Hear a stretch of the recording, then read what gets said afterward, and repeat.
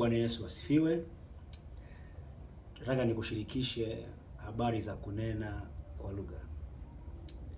Kunena kwa lugha ni kipawa cha kila aliyeamini.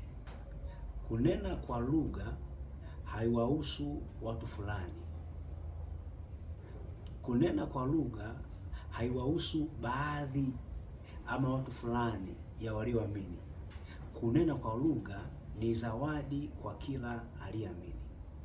Ukisoma kitabu cha Marko sura ya 16 na ule mstari wa 17, neno la Mungu linasema, na ishara hizi zitafuatana na hao waaminio, kwa jina langu watatoa pepo, watasema kwa lugha mpya. Neno la Mungu limesema hiyo ishara ya kunena kwa lugha mpya itafuatana na kila aliyeamini. Wewe uliyeamini, ikiwa hauneni kwa lugha, kuna kitu kimepungua kwenye kuamini kwako. Ni sawasawa na Matendo ya Mitume ile sura ya 2 kuanzia mstari wa 1 mpaka mstari wa 4. Biblia inasema hata ilipotimia siku ya Pentekoste, walikuwako wote mahali pamoja.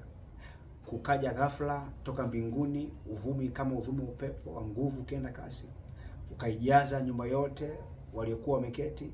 Kukawatokea ndimi zilizogawanyikana kama ndimi za moto uliokalia kila mmoja wao. Wote wakajazwa Roho Mtakatifu, wakaanza kusema kwa lugha nyingine kama Roho alivyojalia kutamka. Kwa hiyo Matendo ya Mitume hii sura ya 2